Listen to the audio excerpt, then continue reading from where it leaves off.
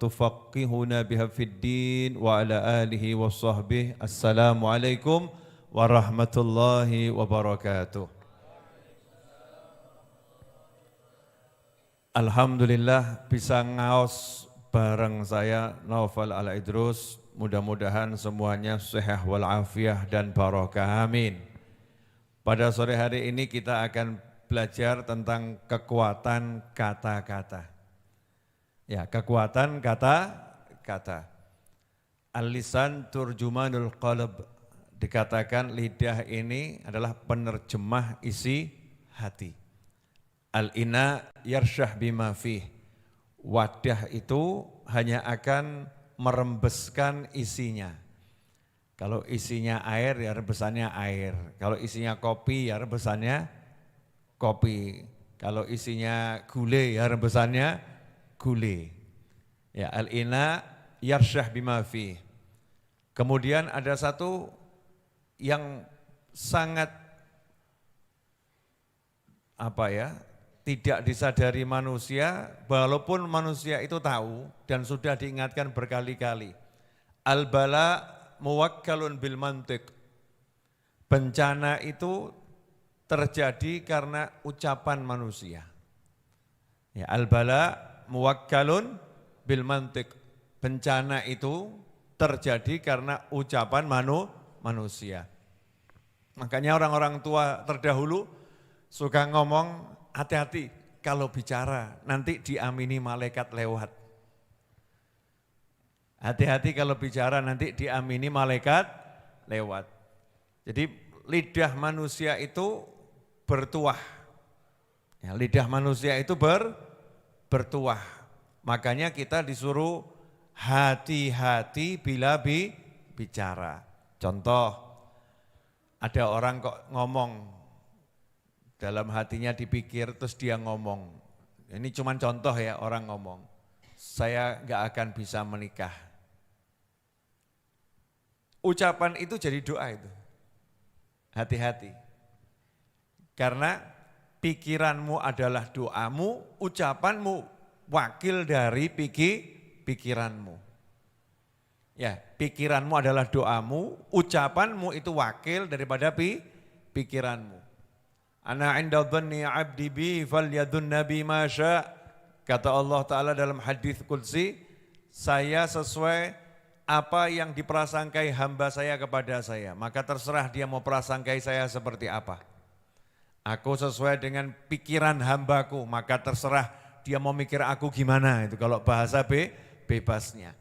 Nah, pikiran ini kalau masih jadi pikiran, ya masih jadi lintasan pikiran, maka pengaruhnya itu udah kuat, tapi tidak sekuat kalau diucapkan. Kalau udah diucapkan, Masya Allah. Makanya kita kalau niat itu dalam hati, mengucapkannya sunnah. Disuruh ngucapin biar yang di hati semakin kuat. Ibarat orang jatuh cinta, aku tak ingin engkau hanya berkata, lihatlah hatiku, tapi aku ingin mendengar kata-kata dari lisanmu. Kan gitu ya. Tidak cukup ngomong hati saya. Saya butuh ucapan dari lisanmu. Telinga butuh mendengar ucapan lisan. Nah, ini lisan kita ketika berucap dan itu wujud dari isi hati, maka akan diiyakan oleh Allah Subhanahu wa Ta'ala. Karena Allah sudah berkata dalam wahyunya, ud'uni astajib lakum. Panggil aku jawab panggilanmu. Makanya hati-hati kalau bicara. Kalau bicaranya baik, ya juga hati-hati. Contoh bicara baik, hati-hati gimana?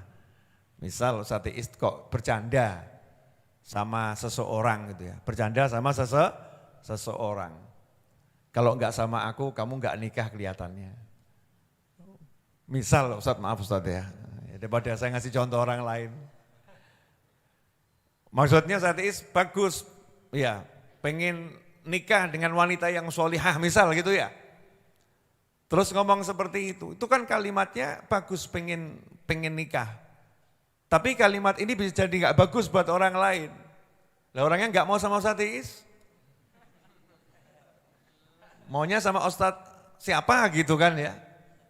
Akhirnya apa? Gara-gara ucapannya Ustaz Is itu, enggak nikah.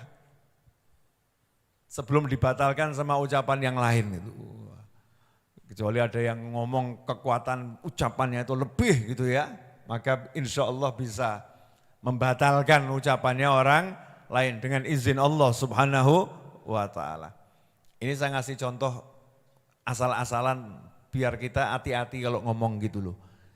Nah, sama-sama kalau ngomong itu ternyata pengaruhnya besar, maka ngomong yang baik-baik. Nabi Sulaiman alaihissalam ngomong gak nanggung-nanggung, ya Allah, padahal udah raja. Nabi Sulaiman itu raja putra raja, nabi putra nabi, rasul putra rasul. Luar biasa atau biasa itu? Luar biasa. Raja putra raja, rasul putra rasul. Kekuasaannya luar biasa Nabi Dawud alaihissalam. Nabi Dawud itu udah kalau baca kitabnya burung ikut dengarkan, hewan-hewan yang ada di hutan keluar semua, khusyuk ikut mendengarkan. Itu Nabi Dawud alaihissalam. Nabi Sulaiman dari kecil lihat ayahnya seperti itu. Lihat ayahnya luar biasa. Apa cita-cita sang anak? Rabbi habli, ya Allah, beri aku kerajaan yang orang lain gak punya kerajaan seperti aku. Yang gak layak diberikan pada orang lain, hanya aku yang boleh punya. Minta yang luar biasa. Ternyata ucapan Nabi Sulaiman itu nyampe pada Nabi Muhammad SAW. Kita ingat Nabi Ibrahim alaihissalam. Nabi Ibrahim ada di Mekah Al-Mukarramah yang masih berupa tanah tandus. Gak ada manusia, gak ada kehidupan kecuali 3 orang. Nabi Ibrahim, istrinya dan putranya, Nabi Ismail alaihissalam.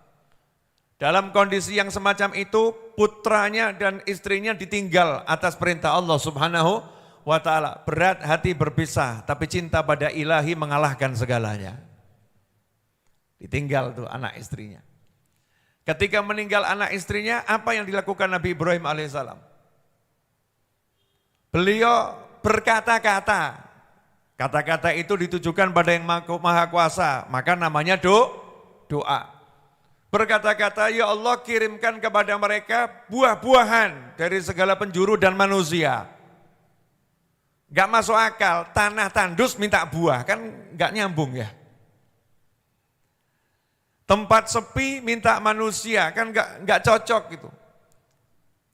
Bukan minta ya Allah hidupkan mereka, jadikan mereka hidup. Nabi Ibrahim gak ngomong itu, tapi yang dipikirkan sama Nabi Ibrahim, ini kesian kalau sendirian, kasih teman ya Allah. Ini tempatnya gersang ini, paling ini buah-buahnya cuman kurma, kasih bermacam-macam buah-buahan. Sama Allah Subhanahu wa ta'ala, justru kita kalau pulang dari Mekah bawa buah ke Indonesia. Di sana aneka ragam itu ya, buah-buahan ada. Manusia dari manapun berdatangan ke kota Mekah. Ketika ngomong ada manusia, enggak ada. Wa'adzin, panggil manusia, manggil orang untuk haji, sendiri manggil orang untuk haji, enggak pakai WA, enggak pakai apa itu Facebook, enggak pakai IG, enggak pakai YouTube, enggak pakai telepon, enggak pakai apapun, panggil haji semua ya gitu. Wa'adzin finnas, panggil umat manusia. Kekuatan kata-kata tadi disampaikan sama Allah Ta'ala. Sampai sekarang kita pengen berangkat haji. Betul atau betul? Betul atau betul? Jadi karena kamu paham kata-kata itu punya kekuatan yang luar biasa. Makanya hati-hati kalau berkata-kata. Dan kalau punya semangat yang besar, wujudkan itu dengan kata-kata. Contoh, mau bayar hutang. Jangan ngomong 300 juta akhir bulan, kurang 5 hari, dari mana duitnya? Nah ini sudah kata-kata mumet. Betul ya? Karena sudah ngomong dari mana duitnya. Tapi kalau orang yang udah paham ilmu kata-kata, ya Allah saya butuh minimal 300 juta, kasih 1 miliar akhir bulan. Dari mana? Mbuh, yang ngasih Allah kok saya suruh mikir. Nah itu buat hati jadi semangat. Ya semangat berkarya, semangat untuk bekerja, semangat untuk beraktivitas. Karena kalau pakai hitung-hitungan mungkin, upayanya nggak mungkin, kan begitu. Biasanya kalau udah lihat nggak mungkin, akhirnya mundur, nggak jadi. Paham ya?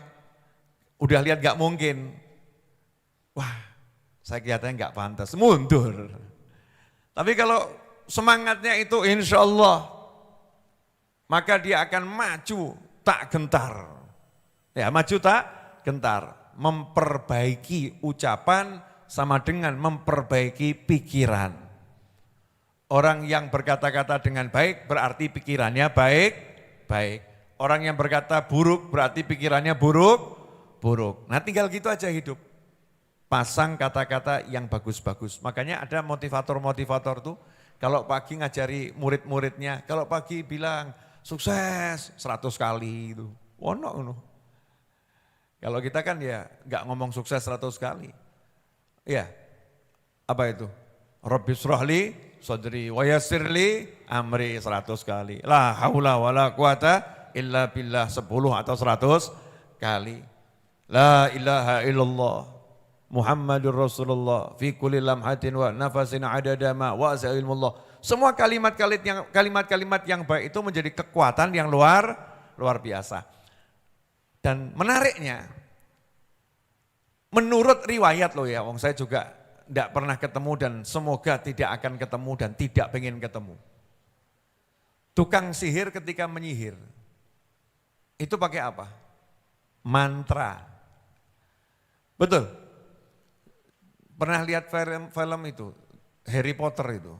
Iya, jadi tongkat kecil itu ya, menghasilkan sesuatu karena apa? Karena tongkatnya diputer-puter atau karena sambil mengucap kata-kata? Sambil mengucap kata-kata. Jadi yang betul-betul menghasilkan sesuatu menurut film tadi itu, versi film loh ya, yang menghasilkan mantranya atau tongkatnya? Mantranya nomor 1. Ada tongkat gak ada mantra gak ada artinya. Mantranya. Karena mantranya versi ilmu sihir, maka menghasilkan sesuatu. Karena itulah ketika seseorang disihir, ada buhul-buhul yang ditiupkan mantra. Mantra dibalas dengan kata-kata Tuhan. Iya, Al-Ikhlas, Al-Falak, An-Nas. Mau tidur, kata-kata Tuhan, ayat kursi. Jadi kata-kata itu memang punya kekuatan yang luar biasa. Dan ternyata kata-kata itu dipakai sama Google. Ya ini buat endingnya biar masuk kepala kan. Kalau enggak pakai gini enggak masuk-masuk nanti. Kata-kata itu dipakai sama Google, namanya Google Assistant. Kemudian nanti kamu beli perangkatnya Google, taruh di rumah, wifi-nya dikonekkan sama semua lampu. Kamu cukup ngomong, matikan ruang depan, lampunya mati semua. Karena kata-kata, maka lampunya mati. Betul atau betul? Nyalakan TV. Gak pakai home assistant itu. Nyalakan TV. TV-nya nyala. AC-nya matikan. AC-nya mati. Kekuatan kata-kata. Baru terkoneksi sama wifi dan terkoneksi sama Google. Kata-katamu bisa mengendalikan ruangan dengan izin Allah. Lantas bagaimana kalau terkoneksi dengan wifi-nya jagat rayanya Allah Ta'ala? Mulai masuk, oh ya logis bener ya. Masuk bro. Baru mulai, kalau gitu kita harus mikir kata-katanya apa nih. Iya. Makanya dikasih tahu kata-kata yang digunakan untuk memindahkan tahta Balqis sampai kerajaan Nabi Sulaiman alaihissalam adalah Ya dzal jalali wal ikram, Ya dzal jalali wal ikram. Ternyata kata-katanya itu Asmaul Husna, Ya dzal jalali wal ikram. Sekali sebut tahta Balqis pindah, cuman yang ngomong tahu caranya. Nah kamu teriak-teriak, nyalakan lampu depan, enggak ada koneksi internet, ya enggak nyambung. Enggak ada perangkatnya, ya enggak jalan, kan begitu. Nah ini perangkatnya adalah nomor 1 hati kita, ya hati kita. Ini kalau hati kita udah betul-betul yakin sama Allah Ta'ala, maka kekuatan kata-kata itu menjadi luar biasa. Jelas semuanya?